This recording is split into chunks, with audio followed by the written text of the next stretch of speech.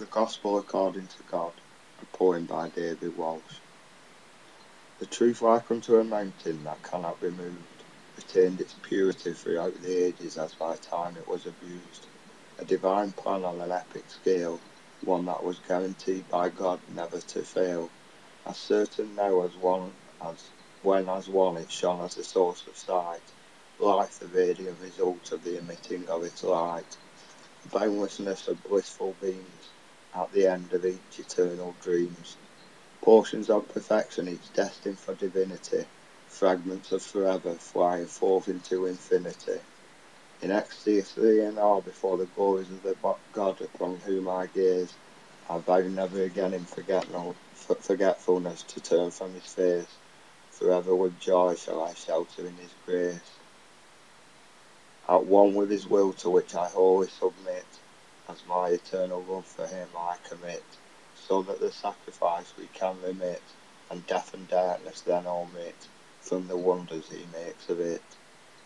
So beauty the bounty of the benevolence of truth, and the reality it reveals, and true so too of the wonders of the limitlessness of the love which it conceals, freeing forevers from the fetters of their follies, and the bounds upon their beings, to take flight like phoenixes from the flames fleeing, such the vastness of the vision we are seeing.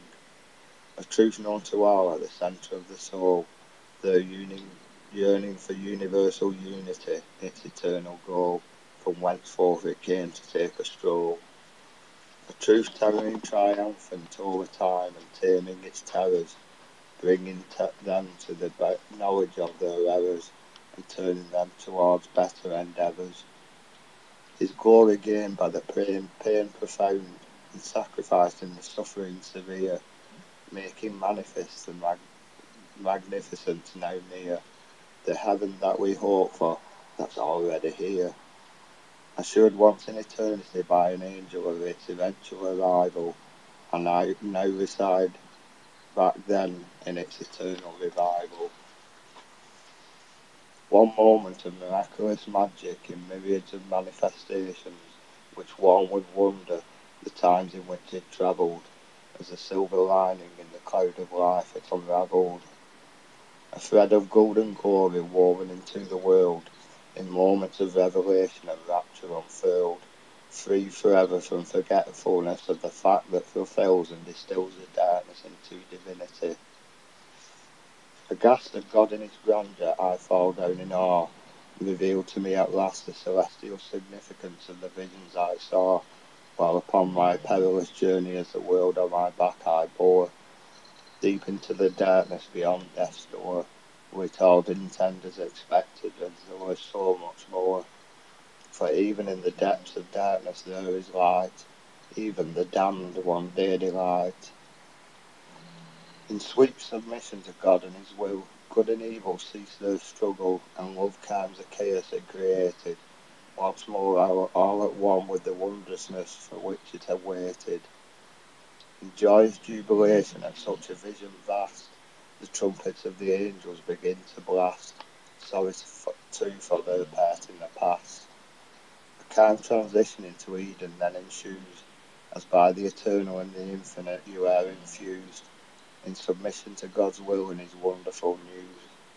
The final enlightening unfolds out into one of form forever free to be without bounds, in the limitless gardens of a God who astounds, after out of the darkness like Blake's tiger he pounds, tamed by the limitlessness of the love that all around it resounds.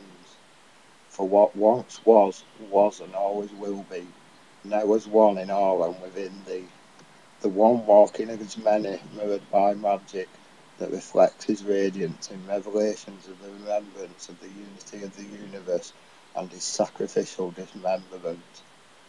Cut off forever for an hour from the highest of heavens, and bereft of all hope of ever in it being, only never-ending horror was he seeing, and from everlasting terror fleeing, on the dark nights of the soul he was overseeing. An eternal assurance delivered by an angel with a wink, the time of its promised completion now on the brink. Free now forever from the threat of endless night, and in forever to take flight, as lords of love and lords of light, into a future that's never looked so bright. At peace perpetual in paradise regained, with pain profound, sacrifice for the holy abundance that now abounds. Guilt and sin are washed away, out in the pastures of paradise immortals play, innocent once more in the light of the eternal day, loved by a God who blesses them in every way, so that the full wonder of his glory they can display in everything they do and everything they say.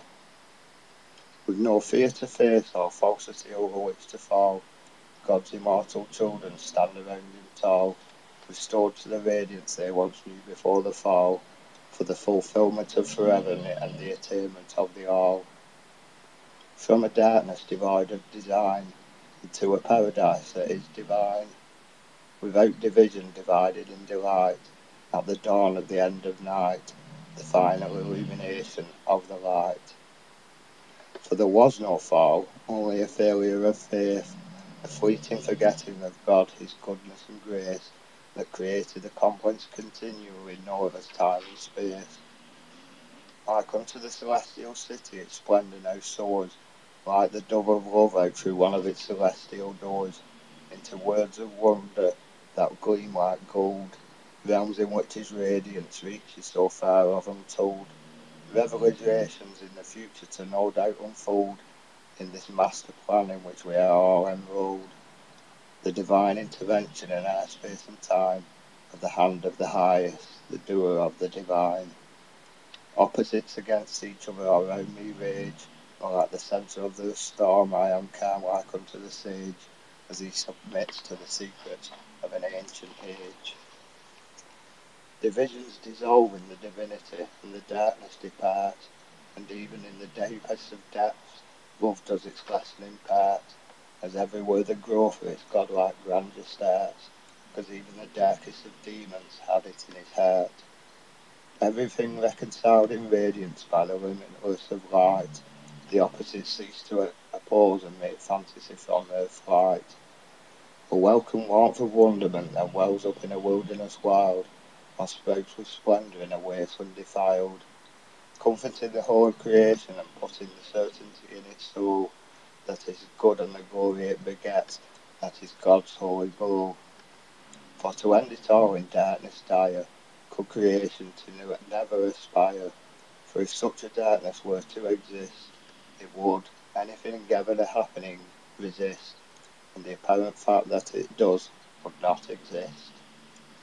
Creation complete and perfected in matter, manipulated by mind, that finds that love is the law and is underlined, and must never be undermined. In the final birthright throngs and forever becoming fulfilled, the revelations of God and his glories are revealed, forever in my heart they are now sealed.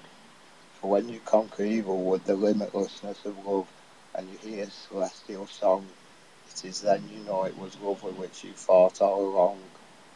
For God stands triumphant over his foe, the darkness of death and the world of war. In a flood of love chaos is conquered, and calms in love's arms embraced, where no vestiges of the evil are traced.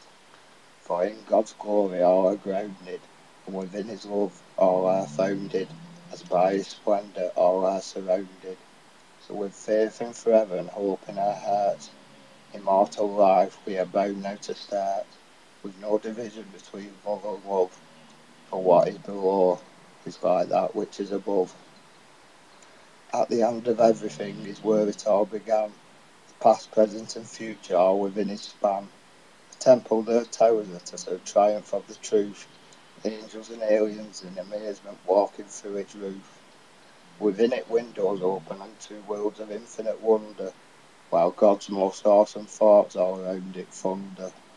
Doors open into the divine to delight and awe, time and all its travellers who in heaven I saw, no longer with the all at war, living life to the full which was what it was for, as now to the stars it is set to soar. For now is the time of the final things, and of the wonders that these bring. Thanks for listening again.